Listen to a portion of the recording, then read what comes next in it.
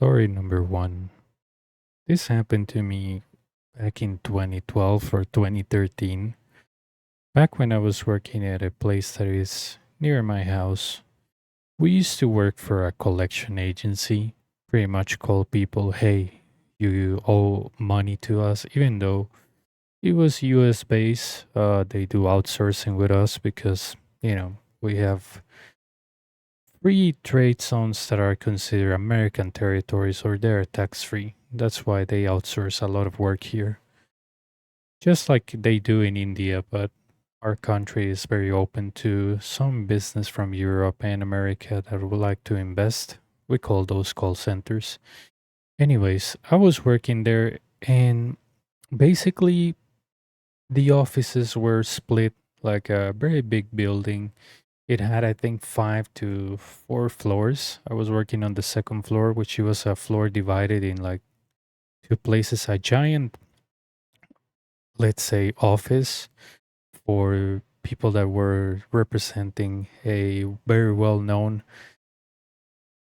game store in the United States. It was the one that went up, the stock went up. You already can tell which one, game related, stock related.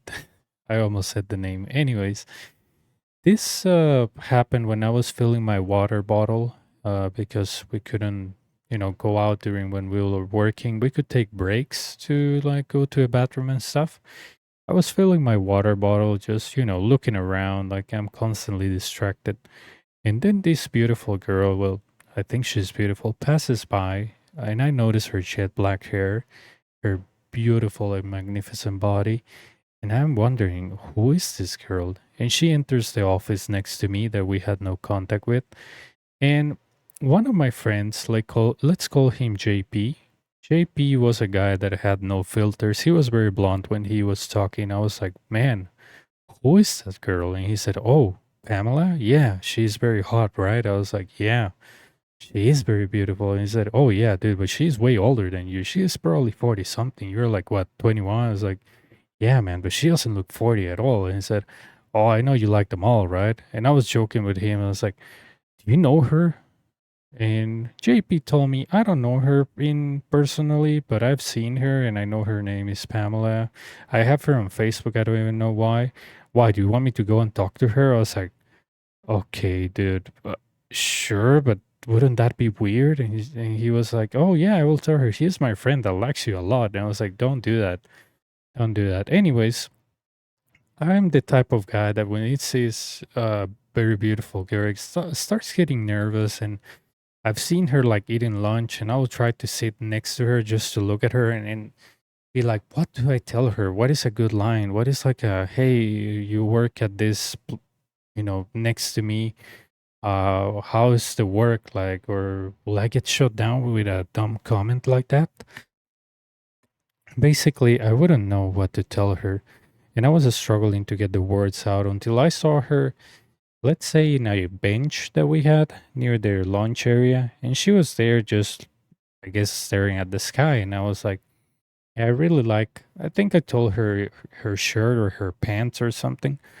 And she said, oh, thank you. I like your hair. Back in the day, my hair was shoulder length and her hair was very long. And I was like, I wish it could be as long and beautiful as yours. And she smiled. And we were just talking. And, out of nowhere, I asked her, hey, can I ask you out sometime? And she said, yeah, sure.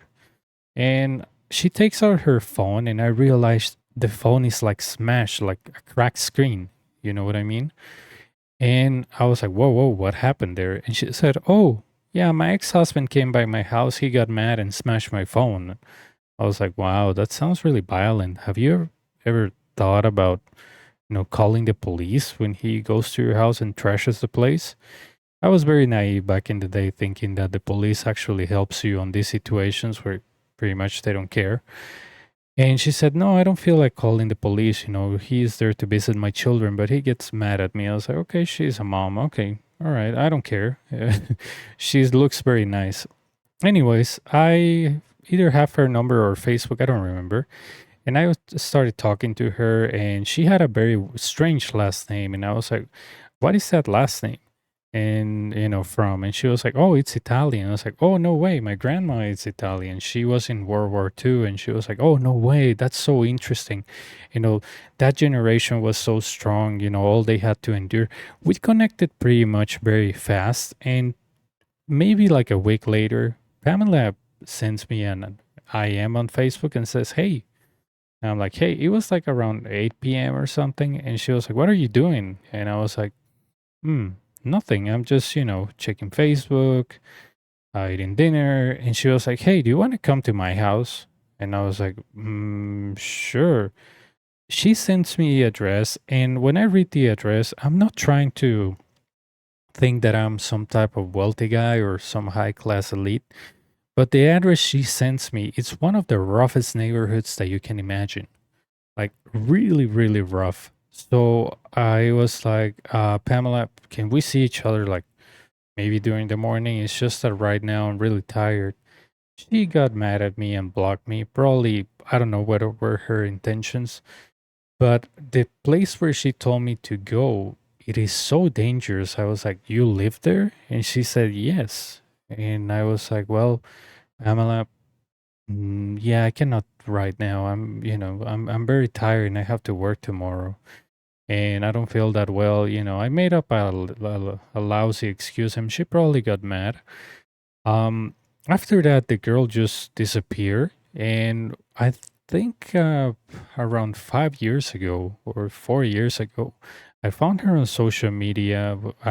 My friend made me create an Instagram account because he was posting like drone pictures, and he was like, "Just create a random Instagram account and give me likes." And I was like, "Yeah, sure, why not, dude?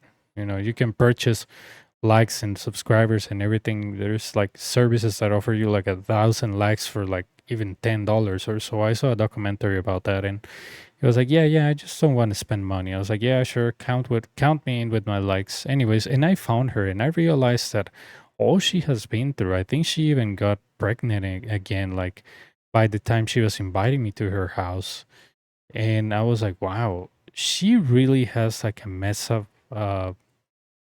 Past, but I didn't know how messed up it was. I think I was reading her previous postings, and it was like an entire Bible of how men are bad and how every time she gets into a relationship with a man, they leave her with a new children, and pretty much they vanish. I wonder what she really wanted out of me. My friend was telling me, JP, uh, that maybe she wanted a one night stand. I was like, dude, I'm not sure. But something tells me in that neighborhood at that hour, maybe I will get robbed. Or imagine if her ex husband will see me with her doing God knows why. Will that be murder? My gut told me not to go.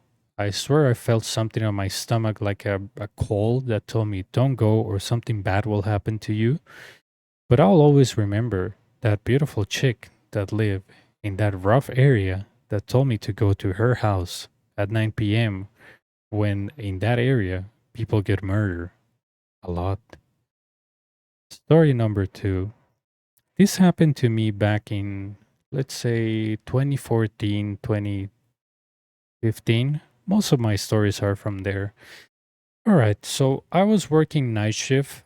For some strange reason, I was only working one job, of course, and I want to switch, like for example, shifts. I was working like from 10 p.m. to 5 a.m. You guys might think that that is a horrible schedule.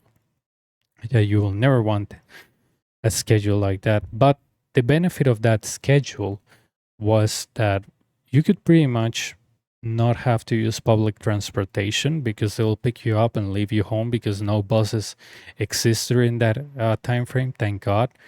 And I don't know why I told myself I don't want to be in this schedule anymore. I want to enter early and leave during the night so I can sleep during the night.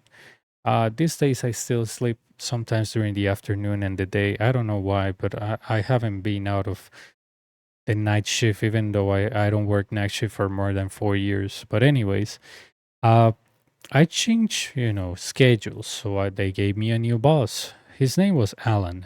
Alan was a very nice guy, the type of guy you get along with that has this, smile that makes you feel confident that he actually is not a serious manager, but he'll be there to you to back you up, and he wants to be your friend, or at least try to be your friend, or friendly enough that you won't think that there's something personal against you. He was very nice. He joked a lot, and he always was like, "Oh, let's go to a bar and I'll invite you guys a beer," and stuff like that.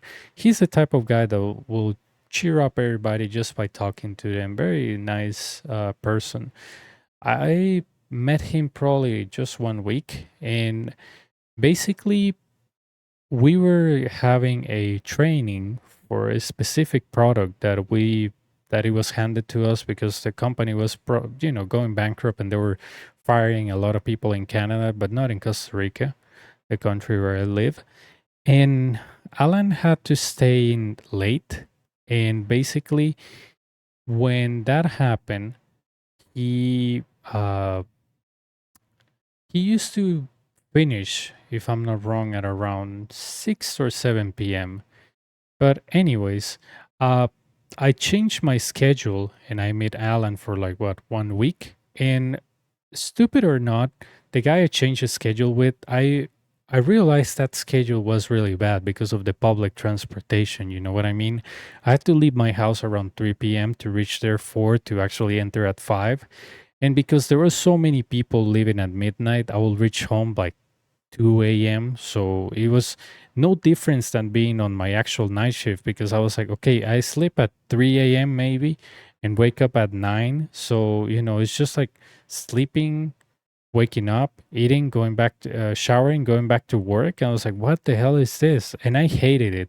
And there were so many people of management that were just like looking at you and trying to catch something wrong that you were doing. Not that I was doing anything wrong. It's just that I don't like people looking at me when I'm just doing my job, and they were like, "Oh, what are you doing? Oh, what are you?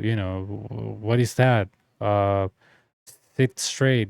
Don't open that, close that." So I don't like that type of thing. I mean, I respect managers and bosses, but people that try to control you are not good bosses. They're just trying to impose dominance on you. Anyways, within the week that I met Alan, and I'm trying to get along with his team and realizing the mistake I made, I tell the guy, a Colombian guy, hey, I don't remember his name. Can you change my schedule back? I gave him a BS excuse about health issues, family issues. No way. And he believed me. And he was like, yeah, I don't like this schedule anyways. My daughter, because he had a daughter, I don't remember, and, uh, wakes me up during the day and I cannot sleep. Give me back my schedule. We change during that week. Yeah, I only last a week on that schedule. It was from 5 p.m. to midnight. And I gave him back that schedule, and I think he quit. So basically, I swapped my schedule. And, the next week, I think it was Wednesday or something, Alan stays there late because he had a training to do. So he left around maybe, uh, I think it was 10 or 11. I don't remember. And because of that, and because also there was a guy, um, I don't remember his name. He was giving a training to people, and he also stayed up late. And imagine this: there is a minivan that, well, it's not a minivan. It's like a mini bus, if you know what I mean, that fits people in. And when you have a route for a specific area, then that minivan or mini bus will start uh, pretty much delivering people to their houses, like depending on where you live.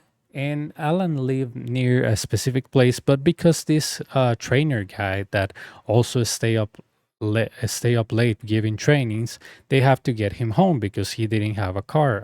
Alan, I think, didn't have a car either. Or if he did, he sometimes didn't bring it because he thought it was dumb when he stayed up late in the office. Anyways, uh, this minibus makes an entire different route because of this, not Alan, but the other guy that was given a training. And Alan used to sit next to a window. He had his own spot. He was so well known in the company and on the transportation that he had his own spot next to a window on the left. Just picture a minivan or a minibus that has, on the front, the passenger and the driver, and behind it there is a row of like of seats that can fit 2 to 3 people, maybe two, and three if they're very skinny, and then another row that can fit two to three, and another row that can fit three to four. It was a minibus, minivan, whatever.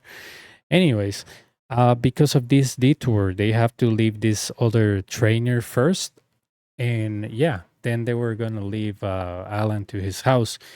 We were working and we were just like, joking because night shift is very chill. And we realized like high executives of the company, they come rushing and I was like, what the hell just happened? This guy's like the owner of the company. What is he doing here? Well, maybe not the owner, the representative of the entire Costa Rica office. He gets there and he starts talking with my boss. Uh, and then another very good looking woman enters with, and they're all wearing like suits and everything. I was like, what the hell? Are they going to close this place or what? This is very scary. And, they take my boss to a corner. They talk in like whispers, like, sure, sure, sure. And then they leave. And I asked my boss because I was very close to him, like, hey, Francisco, what happened? And he said, they're asking me for Alan's contact information. I was like, what happened? And he said, there was a car accident and it was really bad. They're looking for Alan's family. I was like, what the hell? And he was like, yeah, it looks like the bus driver was passing by a crossroad and a drunk driver just impaled him on the left side. And they're looking for Alan's family. And an hour later, we got gossip like Alan is injured. And I was like, what? He's injured? And as gossip runs and social media runs and everything, my boss says he died. I was like, how? He said, it's like he was sitting on the place where he got the impale. So imagine that the left side of the minivan where the driver impacted, where Alan was actually sleeping, uh, it concave and make like a spike and it just impaled him and he bled out. I couldn't believe what I was listening to because that route that minivan took, it was the same route that I used to take with Alan every day when I was working with him during 5 to 12. And I just recently swapped my schedule with that Colombian guy that quit. And I could very well be next to Alan because I used to sit next to him because I remember that he was one of the first to leave. He was very, very close to the office, so they will leave him first, and then other people. I will be the final one, even though my house was very fast. So it makes me wonder, did I get a feeling that something was going to happen? Why would I didn't take that schedule? Why did I insist at that guy so much, even when I was still working the same hours? I had a instant dislike in less than 1 week. And I wonder if that guy didn't swap his schedule with me. Will I be dead or permanently injured? Because there was a guy that lost a lot of functionalities on his right hand or left hand, and he had to go to physical therapy. I never knew how that even happened. But as soon as I swapped schedules, I really felt something was bad. Something was odd. Even my mom was telling me something is not feeling right. You don't look right. And I had decided to change my schedule before that even happened. And it makes me wonder, what if I will get there first and I was Alan? Will I be dead? Will the fate be different? Or it was a very, very lucky gut feeling that I changed my schedule before the accident. Story number 3. So this happened to me back in 2017 or 2016, I want to say. Yeah, around that time. So I was heading to the university. I was studying international relationships. It's sort of like trying to become somebody that works on the UN, but that career is dead on the water unless you know somebody. And basically, I don't even know why I was studying that. I think I was very young and very dumb, and I just wanted a title next to my name to feel that I'm worth something. Um, Not offending anybody that is studying that.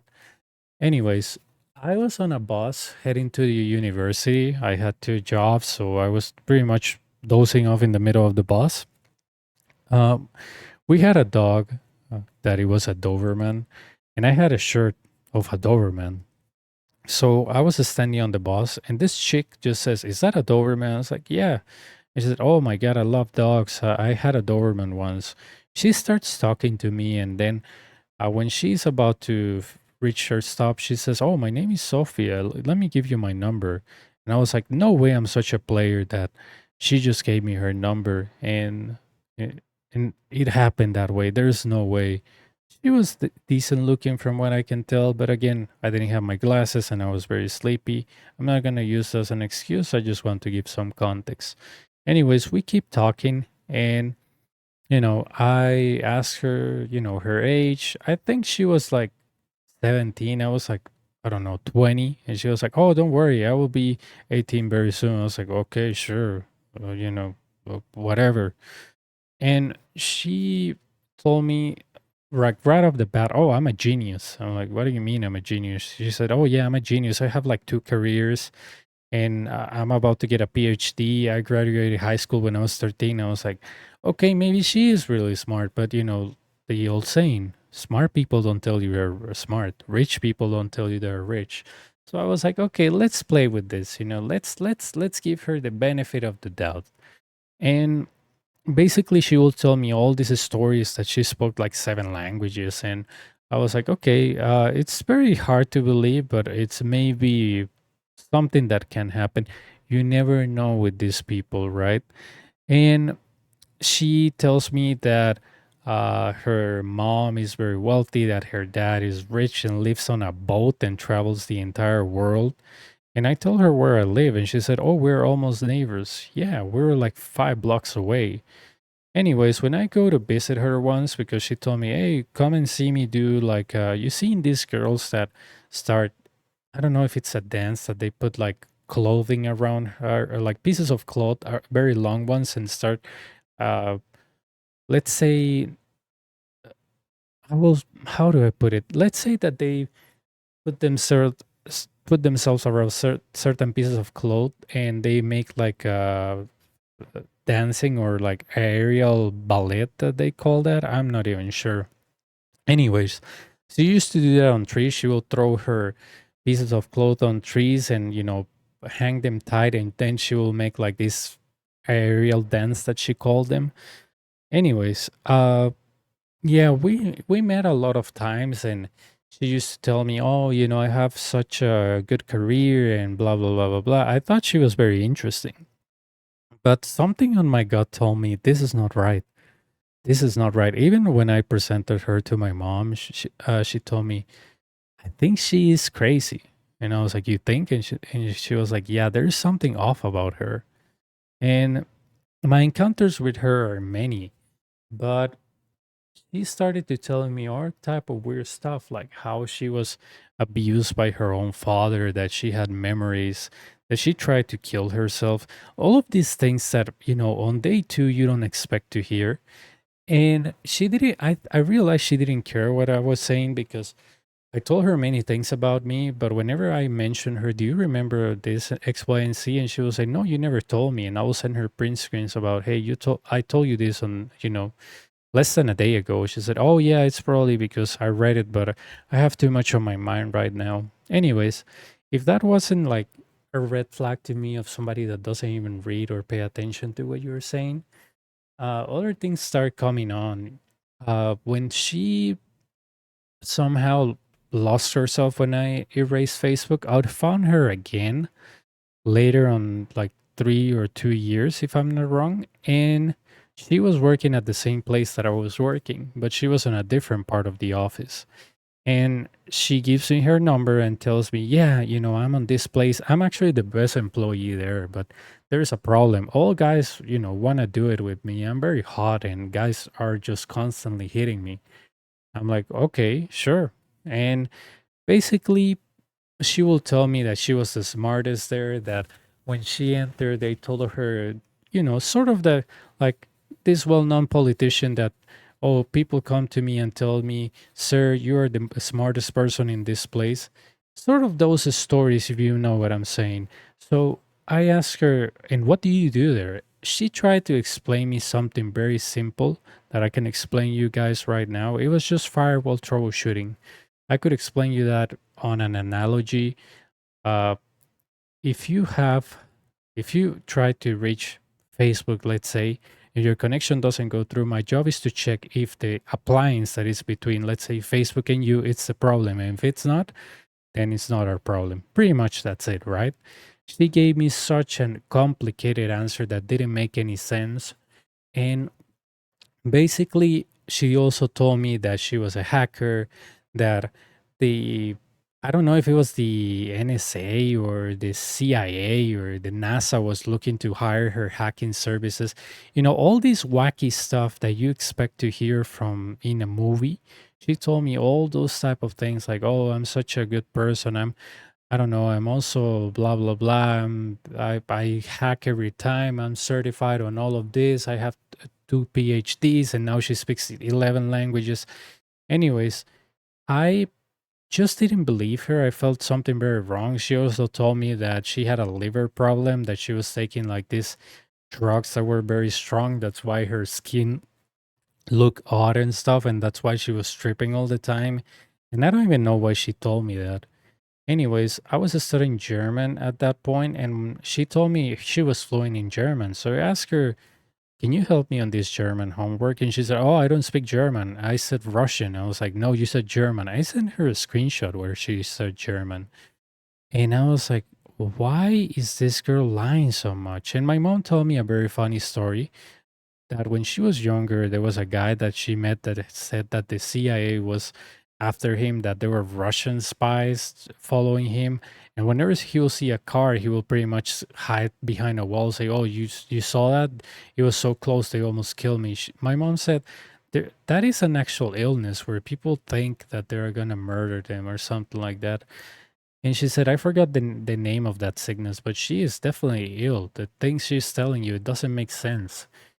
Anyways, fast forward maybe a year later, and somehow I meet her again. Like, I always run into her at some point, and now she has a kid, maybe like a 2-year old, 3-year old, and she tells me, "Oh, my boy is a genius. My boy is just as smart as his mom." And so I start to ask her in details, like, where is the dad? And she said, "Oh, the dad is a rich old guy." Like, she was like maybe 21, but she looked way older than me. I was like maybe 28, but she looked way older than me. I was like, how does this chick, like 21, fresh 21, looks this old?